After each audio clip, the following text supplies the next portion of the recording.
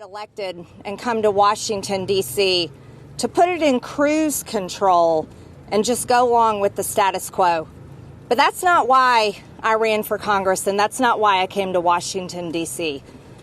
As a matter of fact, I was one of the Americans in 2016 that looked at a presidential stage of 17 Republican candidates, and the only one that stood out to me was Donald John Trump, the very man that stood out and represented Republican voters and Americans all over the country that were sick and tired of a Republican establishment failing us over and over again. That's why I supported him in 2016. That's why I supported him in 2020. And that's why I support him now. But what happened when President Trump became president and the Republican majority in the House and the Republican majority in the Senate is the Republican establishment under Paul Ryan failed President Trump and failed the agenda that we wanted to get done. They passed a $1.3 trillion omnibus that did not fund the wall after we had stood at Trump rally after Trump rally and said, build the wall. They failed us. They funded the uniparty agenda. They funded the status quo that Washington, D.C. just wants to keep going and keep going. And you know what happened? That's why Republicans lost the midterms in 2018 and Nancy Pelosi became Speaker. Republicans didn't fight. They allowed the Russia hoax. And then what happened? When Democrats took over the House, it was impeachment number one, and the entire war against President Trump continued. And that war on President Trump is the war on the same voters today that are ready to go and vote for that man in November and put him in the White House in January. And that's exactly what is happening. He's winning poll after poll after poll because he's the only one fighting while Republicans in the House and Republicans in Washington continue to cave and be part of the uniparty. Mitch McConnell has a 6% approval rating for a reason. And that's because he's caved to the Democrats and continued the disgusting business model in Washington, D.C. that thrives on forever wars and thrives on building a bigger government and taking away the freedoms bit by bit by bit of Americans. Republican voters in America, Americans altogether, gave Republicans the House. They gave us the House in 2022. You want to know why? Because they were fed up with the Democrat agenda that is destroying this country. Wide open borders, an economy that's crashing, freedoms being stolen, COVID shutdowns, all the horrors that happened when Joe Biden took the White House and Democrats took full control. That's why we won the House in 2022. But what have we done with it? What are we giving Republican voters to vote for? President Trump is the reason why people are going to turn out in November. And I'm here fighting every single day to push my party to be a Republican-controlled majority that will fight and pass his agenda when he's in the White House in January. And right now, we are not that Republican majority. We have a speaker, Mike Johnson, that by the way, I elected him. I voted for that man. So I have every right to be standing here. It wasn't a choice of America. It was a choice within our Republican conference. And I voted for Mike Johnson because his voting record before he became Speaker was conservative. He voted against funding Ukraine. He was solidly pro-life. He voted to secure the border. He voted to fight against Democrats, fight against the witch hunt against President Trump.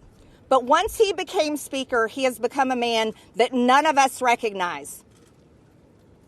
He passed 3 continuing resolutions, and then he finally passed a 2-part omnibus that fully funded Joe Biden's agenda and the Democrat agenda, funded the Department of Justice that wants to put President Trump in jail for the rest of his life, which is a death sentence.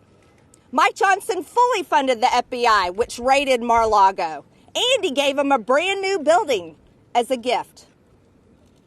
Pro-life Mike Johnson funded full-term abortion clinics, funded the trans agenda on children that 70% of Americans are completely against on both sides of the aisle. And he fully funded Joe Biden's open border policies, the number one issue in America. So I entered a motion to vacate, but I didn't call it for a vote. I was controlled. I was responsible. I was being conscious and caring about my conference and our majority. It was a warning to stop serving the Democrats and support our Republican conference and support our agenda. And he didn't do it. And we all went home. And Republican voters everywhere, Americans were raging at Mike Johnson. And he doubled down. He didn't change course. He continued. And when we came back, he reauthorized FISA. And he was the deciding vote himself to stop the warrant requirement of FISA. He voted it down. When only 6 months before that, before Speaker, he was for it. That was the second betrayal. And then we all went home and America raged, and I was still responsible. I was still patient, and I was still being careful with our Republican majority. And then we came back.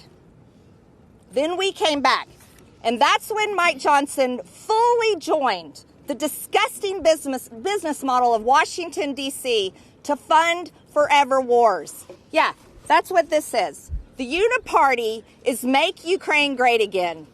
The Uniparty is all about funding every single foreign war. They think this is the business model that needs to be done. Here you go. Set that up there. That's who these guys are. Hold that, Sophia. Thank you. Americans do not want to send their hard-earned tax dollars to fund the murder and killing in foreign countries. They're fed up with it.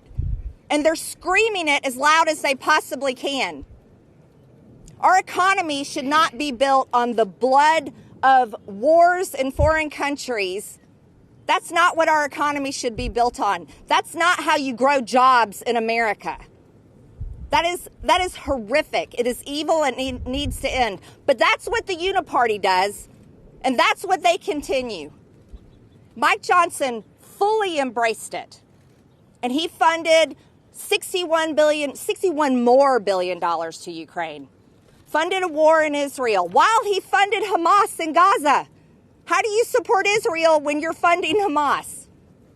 And gave more money away while our border stays open. And today, 300 Americans will die from fentanyl. Tomorrow, 300 Americans will die from fentanyl. And the next day, 300 more Americans will die from fentanyl poisoning because there's a war on America led by the cartels in Mexico. And nobody in Washington, D.C. gives a damn and has enough courage to face it. And Americans are sick of it. Sick and tired and fed up. And you want to know something? Nobody wants to rock the boat in Washington, D.C. Oh, no. That would be uncomfortable, Marjorie. We don't want to face the issues, Marjorie. Let's just wait and get through the election, Marjorie. Let's just assume President Trump is going to win, and we'll fix it next Congress, Marjorie. Well, I'm sorry. How many more Americans have to die? How many more dead American bodies have to pile up before the House of Representatives that's paid for by Americans' tax dollars actually does something about it? I want to know when this town is going to give a damn about Americans.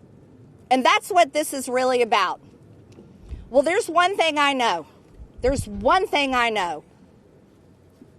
If we get President Trump back in the White House in January of 2025, and we are lucky enough to earn the trust again from voters in America to have a Republican majority in this House of Representatives, that we have a job to do. We cannot let people down again. We cannot fail President Trump. And this cannot happen. The MAGA agenda that I believe in, the Make America Great Again agenda that I support and Americans support, and the whole reason why Republicans are going to turn out and vote in November because they support President Trump, we need leaders in the House of Representatives that are going to get this done. Not working for Hakeem Jeffries, not working for Joe Biden, and not going to be twisted and lulled into keep continuing the disgusting practices of Washington, D.C. Mike Johnson is not capable of that job. He has proven it over and over again. Now we have Hakeem Jeffries and the Democrats coming out, embracing Mike Johnson with a warm hug and a big, wet, sloppy kiss. And they are ready to, they have endorsed him. They are ready to support him as Speaker. They want to keep it going, keep the band together. Why? Because Mike Johnson is giving them everything they want. Everything they want. Every single thing they want. So it's really interesting to me. Hakeem Jeffries has gone through round after round of Speaker votes, and we've all witnessed it, haven't we, America? And I want to tell you, I think it's good that America witnessed all of that. And the Democrats said his name over and over again. They said Hakeem Jeffries because they wanted to elect him Speaker. Well, I find it very satisfying that they are ready to vote for Mike Johnson. And you want to know something? I want to see it happen. And I also want to see recorded votes. I think the American people, by the way, who I represent, I think the American people need to see a recorded vote of does Congress, does members of Congress support the uniparty? Is this what they support? I think every member of Congress needs to take that vote and let the chips fall where they may. And so next week, I am going to be calling this motion to vacate. Absolutely calling it. I can't wait to see Democrats go out and support a Republican Speaker and have to go home to their primaries and have to run for Congress again, having supported a Republican Speaker, a Christian conservative. I think that'll play well. I'm excited about it. And I also can't wait to see my Republican conference show their cards and show who we are, because voters deserve it. Is the Republican Party, have they finally learned their lesson? Have they finally heard the message from voters back at home? Are they willing to actually fight? Or are they going to just keep going along to get along? Because it's really easy to do that in Washington, D.C. I'm going to tell you, at over $34 trillion in debt, with millions and millions of people invading our country, an economy that I don't even know how is staying afloat, because every business owner I know has been suffering, and people fed up with the drama on television and fed up with the fighting and fed up with the bullshit from Washington, D.C., are ready for a Republican majority that's ready to support President Trump and his agenda in January of 2025, and I'm happy to deliver that vote for everyone next week. And at this time, I'd like to turn it over to my good friend and ally here, Thomas Massey, and he'll explain his thoughts on this. Thank you. Well, it's an honor to be here today with one of the hardest fighting, most articulate members of our Republican conference. I think she's gone about this in a very reasonable way. She's given the Speaker multiple chances to resign, to leave. And instead, he's clinging to power by clinging to Democrats. What are the three betrayals that he's delivered to our party and to the country? Well, the first betrayal was the omnibus bill. You know, under Kevin McCarthy, we did 7 separate spending bills. And then when Mike Johnson took over, did we start working on the other 5? No. We threw the 7 in the trash. All the hard work that we had done, Mike Johnson disposed of and decided to do an omnibus bill. An omnibus bill that spends more than Nancy Pelosi's omnibus bill. An omnibus bill that builds the FBI a brand new building. Meanwhile, we're over here in our Judiciary Committee, asking them for answers. They mock us. They thumb their noses at us. And why shouldn't they? If we're going to build them a new building and send them strongly worded letters as if we're going to do something about their insolence. The second betrayal of Mike Johnson was FISA, passing FISA without warrants. Did he do this in the proper way? No. The authority for the FISA 702 program rests with the Judiciary Committee. But Mike Johnson decided to let the Intel Committee run this program. And then when it came, we fought hard in the Rules Committee. We fought hard in Judiciary. We got a vote on the floor on warrants, whether you should have to have a warrant to spy on Americans. mean, this is a constitutionally redundant vote. It should be obvious to anybody that's read the Constitution that you need warrants. And you can say, well, poor Mike Johnson, he's got such a slim majority. You can't get everything you want, Marjorie Taylor Greene or Thomas Massie. He's got such a slim majority. He was the slim majority that cast the deciding vote that says you can spy on Americans without a warrant. It was 212 to 212. Go look it up. He didn't vote on the other amendments. He went out of his way to vote no on that amendment and was the deciding vote on FISA without warrants. So what was the third betrayal, the third and final betrayal? Nearly $100 billion for foreign wars. And he just put that on the floor. Hey, it started out as a veterans bill to give veterans better benefits, H.R. 815. Chuck Schumer stripped every word out of it, put this supplemental in it, and send it back to the House. And then using the Rules Committee that I sat on, what I can't go along with, what they did, they pretended like we voted on 4 separate bills. But then after those votes passed, they changed them to amendments and concurred with the Senate bill and sent it back to the Senate. This whole thing was pre-conference with Chuck Schumer. Why is it that on all 3 betrayals, the Senate didn't change a word of these bills when they went to the Senate from the House? Right. It's because Mike Johnson was doing Chuck Schumer and Joe Biden's bidding. They didn't need to change a word of any of these bills. Chuck Schumer fought against all the amendments. He wanted those bills exactly as Mike Johnson had passed them, exactly as Mike Johnson had promised. FISA without warrants, an omnibus with a new building for the FBI, and $100 billion of foreign aid with no border security in it. As Ms. Greene stated, our border is wide open. Wide open. This was our last chance for leverage, and the Speaker gave it all up. Now, why would Hakeem Jeffries endorse a Republican Speaker? Aren't they arch rivals? I mean, what does Hakeem Jeffries want, after all? He wants an open border. He wants increased spending. He wants to take back the majority. And most of all, he and the Democrat conference here want President Trump to lose. Who do they think can deliver on all 4 of those things? Mike Johnson will deliver these things for them. Increased spending, open borders, a loss of our majority, and a loss for President Trump. Because this is so demotivating here. We sat here and watched total capitulation with the Democrats waving flags that was premeditated of another country, not the American flag. You know, Mike Johnson should have brought the white flag and waved it in front of us. Because it was a complete capitulation. It was a humiliation, not just to us, but to all the American people who pay their tax dollars only to see them go overseas, fund foreign wars, secure other countries' borders without securing our borders. I'm going to challenge my colleagues to think about it this weekend because, as Marjorie Taylor Greene said, we're coming back and we're voting on this next week. That's right. And you get to have the choice if you're a Republican. Are you going to embrace Hakeem Jeffries like Mike Johnson has? Are you going to embrace the uniparty like Mike Johnson has when you come back next week? Or are you going to fight for Americans who gave us the majority? And you may say, oh, well, this is lovely bipartisanship. Look, you've got Hakeem Jeffries hugging Speaker Mike Johnson and helping him keep his majority or keep his seat.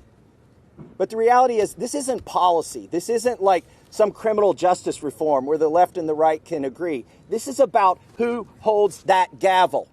Right now, they are both holding that gavel.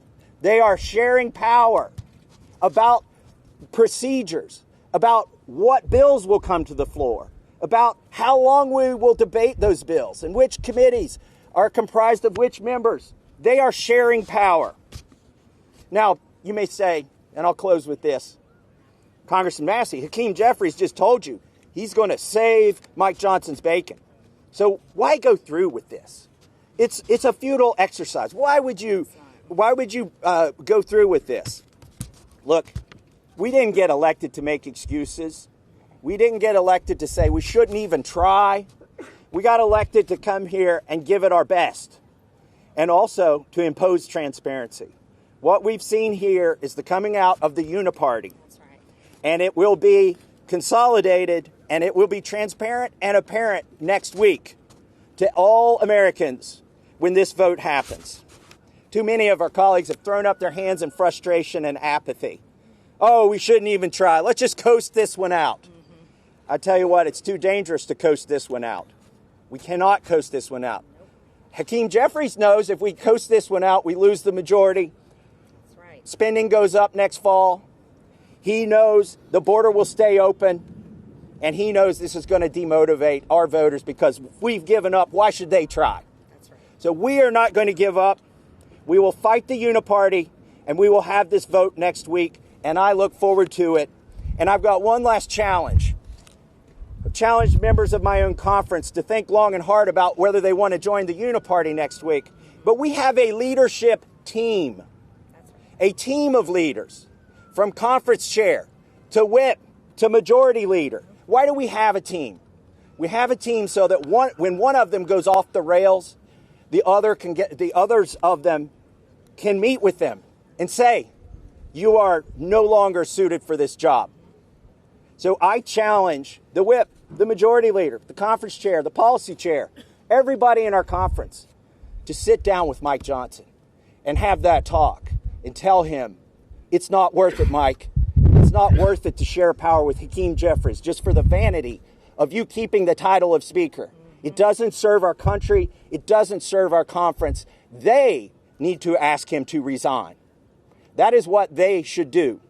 And I challenge them to have that tough discussion. With that, we'll take questions. It's a privilege.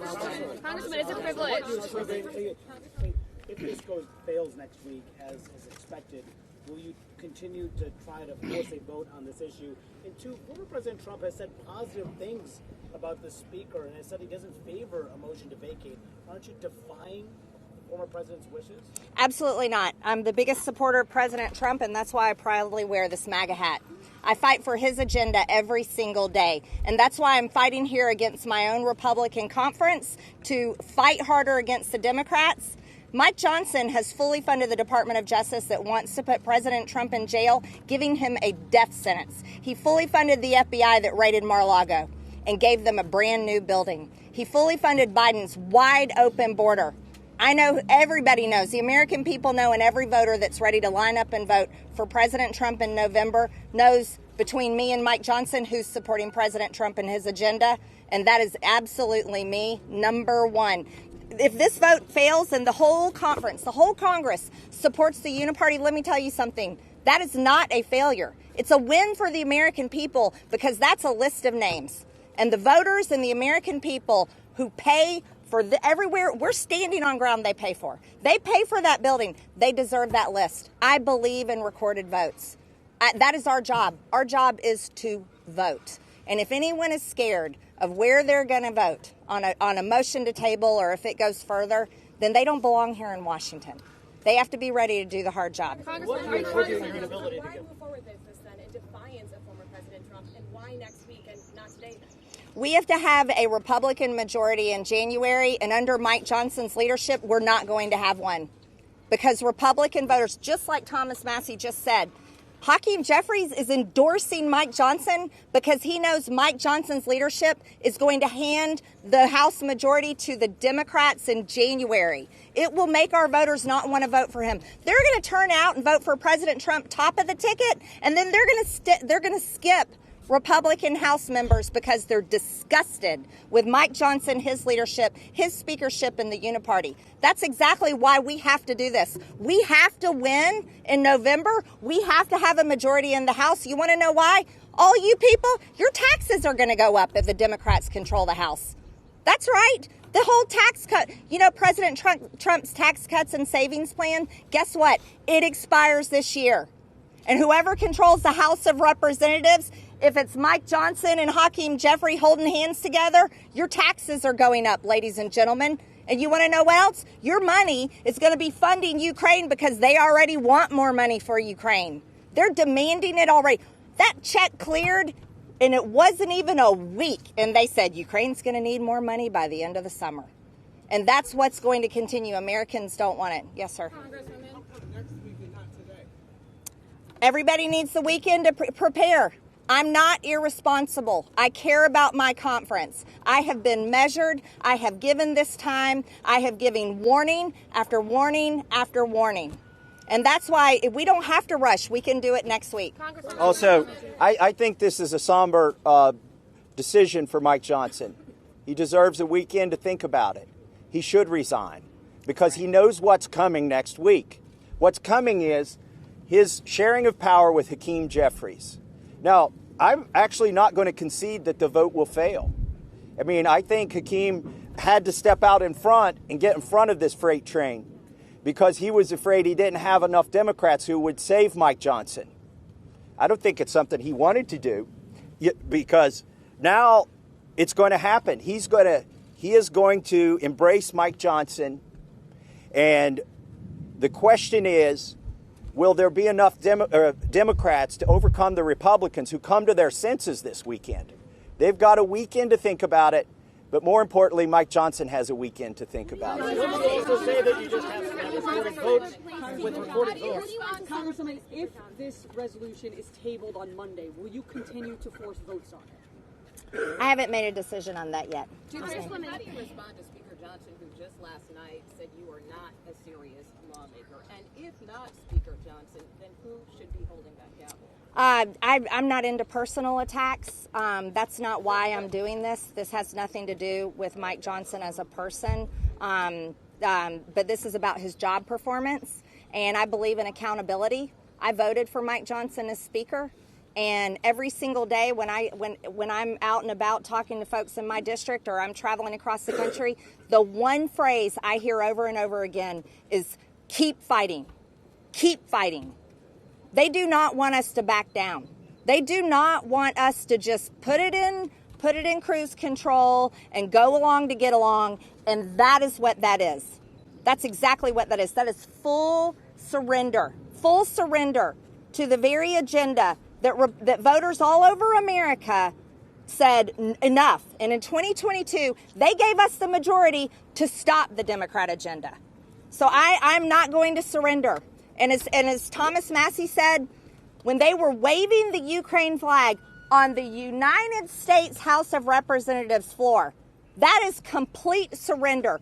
Doing nothing for our border, but securing the border of foreign countries and continuing to fund the slaughter and the battlefields and the bombs and the horrific injuries and wiping out a full generation of Ukrainian men that will leave women as widows, children as orphans. I'm sorry, the American people don't want to pay for that. If that's what Mike Johnson is for.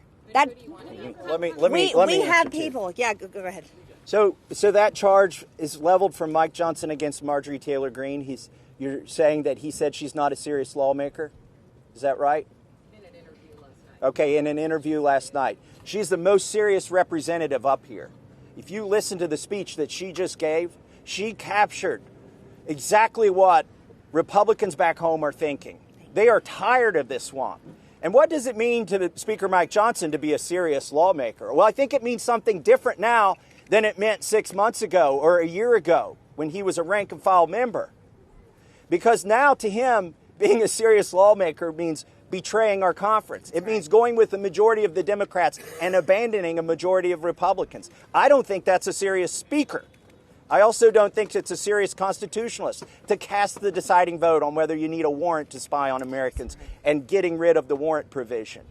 So I think he needs to look in a mirror before he criticizes Ms. Marjorie Taylor Greene. To be clear, are you making it privileged? Thank you. Yes, sir. Given the speaker's capitulation recently, ramming through Joe Biden's agenda while betraying constituents, what would the difference, would there be a difference between Hakeem Jeffries, the speaker, and Mike Johnson, the speaker? Well, you clearly listen to people more than this town. That's exactly what people are saying everywhere.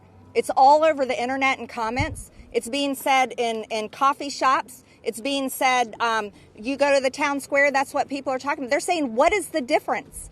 What is the difference between Mike Johnson and Hakeem Jeffries? People are saying that they see no difference. There is no difference because Mike Johnson is sharing the gavel. They're holding it together. And Mike Johnson is not fighting. He's giving Hakeem Jeffries full power. That's why Hakeem Jeffries has given him the biggest endorsement of his lifetime. And that is the last thing that the American people wanted to see. By the way, just go ahead. On that point about sharing power, it wasn't just Hakeem Jeffries who endorsed Mike Johnson. It was their whip, That's right. and it was their caucus chair. That's right. Their entire leadership team plans on getting a promotion in January thanks to Mike Johnson. Where is our leadership team? They need to be as united as Hakeem's team is, and they need to surround Mike Johnson and say, Mike, it's time to leave. Congresswoman, so yesterday... We called on her first. Thank you. Congresswoman, last time it took weeks for you all to coalesce around a speaker to even get somebody who wanted to be speaker. So who do you have in mind this time around to prevent Congress from shutting down and not doing its work again? I'm not naming names, but I think we have people that are capable. Anybody that's willing to fight for our agenda. Anyone that refuses to share the power with Hakeem Jeffries. That's something that we're capable of doing if we decide to do it. This Republican conference can do it. I have watched us do great things. Just as Thomas Massey said, before they ousted Kevin McCarthy, we passed seven separate appropriation bills. We were passing incredible bills that lined up exactly with the reason why people voted for us. And once Mike Johnson took over, he completely stopped it all. We only had 5 left, and he just let them go. Do you want McCarthy back again? That's not what I said. I think he's moved on. What our conference is capable of doing is electing someone that is ready and willing to lead. And I have full faith and confidence we can do it. We just have to do it. Yes. And listen, also, from the very beginning, Mike Johnson has had the chance to save us from what happened in October. Yeah. Look, he is a lame duck. He's not going to get reelected in January. No. He's not going to lead us to any policy wins. He's not going to cut any spending. He is not even going to try. That is why Hakeem wants him to remain a speaker. So what should he do at this point? He should do what John Boehner did. Do you remember when John Boehner left? He gave us notice, and instead of not having a speaker, we allowed him to remain speaker while we did, as an extracurricular activity, elect another speaker. It wasn't like it was in October when we came in. We had to come in every day of every week, and we all had the same meeting, and we couldn't do subpoenas. We couldn't do investigations. Everything came to a standstill. Mike Johnson alone can save us from that ultimate outcome if he would step down, but announce that he's stepping down 10 weeks from now and give us time and allow us to still function as a conference. And that's why Marjorie put this bill in the hopper. That's right. That's why we've collected co-sponsors, and that's why we're giving him one more weekend to think about it. Yesterday, Watley was here kind of making the pitch that doing this so close to an election would not be good for Republicans. Are you worried about kind of what Julie was saying about doing this so close to an election when, it took 3 weeks last time, that this could hurt Republicans come November? No, we're not going to have a House majority if we keep Mike Johnson. And it's just not going to happen. Here's the other thing. This is May 1st. We have all the way until November. We are going to win the House majority when we prove to our voters we're worth voting for. That's the most important thing that we can do. President Trump, listen, let's say Mike Johnson stays speaker, and if the only way that we will get the House majority in November is because President Trump drags everybody across the line. And that could happen. But the reality is, if people are going to cast their vote based on this uniparty garbage right here, they're just going to vote for the Democrats. Because like this man said, everyone's saying, what's the difference? There is no difference. Let me take. Carrie. Okay, just to be sure, I get that you don't want to name names as far as who you're thinking about right now, but the fact of the matter is you have Mike Johnson because Republicans didn't even have a group of names to begin with. So do you have some sort of short list in mind right now? Are you kind of mulling names? Do you have at least a group of people that you're sort of thinking about? Well, let's be honest. We have Mike Johnson because nobody hated Mike Johnson, okay? There was nothing in his prior life, or political or private, that qualified him for this job. He is a lost ball in tall weeds. He is unequipped to negotiate with Chuck Schumer. And a lot of people have ideas about why he's betrayed us. I think it's just pretty simple. He's over his head. And so I would say there are at least a dozen members of our conference who either politically or privately have done things in their life that qualify them to lead. And I'd be willing to consider any of them. And we don't have a list. What do you say to Republicans who are saying that you guys are playing into the hands of Democrats, that this will cause chaos and disunity, and that they essentially released this statement to provoke you into doing exactly what That little narrative that you echoed is a lie, and that comes from the Republican establishment. That Republican voters are ready to take a sledgehammer to and destroy. They're fed up with it. You want to know why? That's bullshit. It just is. Yes. A few weeks ago, Congressman Gosar said that he would support the Vacate. He's not here today. Do you still have his support? Oh yeah, absolutely. He just had he had another thing he had to attend to. Yeah, absolutely.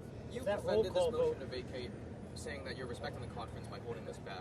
But how do you explain, it took 3 weeks to elect Mike Johnson as Speaker. How do you explain risking another leadership crisis? I think that's the same question that we've answered about 4 times now. Do you have a different question? That, by the way, I'll answer this again, even though it's been asked. Yeah. This is the time to clean house.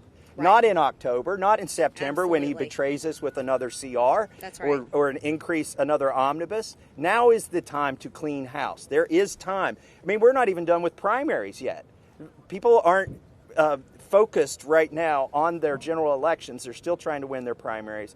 This is when we should take out the garbage, take out the trash, solve these problems that we have so that we can be a united conference, so that we can have somebody in the speaker's chair who actually has a credible chance of winning speaker in January. Look, Hakeem and his cohorts and colleagues may bail out Mike Johnson next week. That remains to be seen, whether it's a bluff or not. But we know they're not going to vote for him in January. No. And we know that Mike Johnson can't get a majority of Republicans in January. Even our colleagues who aren't co-sponsors of this have privately admitted there is no way in hell they're going to vote for Mike Johnson to be Speaker in January. And so that's why we need to handle it now, put somebody in that seat who can lead our conference and present a united front to Republicans who are going to go vote in November. Are either of you considering running for Speaker? Everybody, we're going to end the press conference. What I'm calling on is, like my colleague here said, Mike Johnson can do some really, he can pray about it, think about it all weekend, do the right thing, and resign, giving our conference time to elect a new leader, a new Speaker of the House. He should reject the endorsement of Hakeem Jeffries and the entire Democrat leadership team. That is not an endorsement that any Republican Speaker should ever want or embrace. And this vote will be called next week, and I would just want to urge all our colleagues to prepare for it. It's the right thing to do for America. It's time to clean house and get our conference in order and get ready to support President Trump's agenda. God willing, he wins in November, and we take back full power here in Washington in January. Thank you very much, everyone. Congresswoman, what's the clarification? Will it be privileged? Today?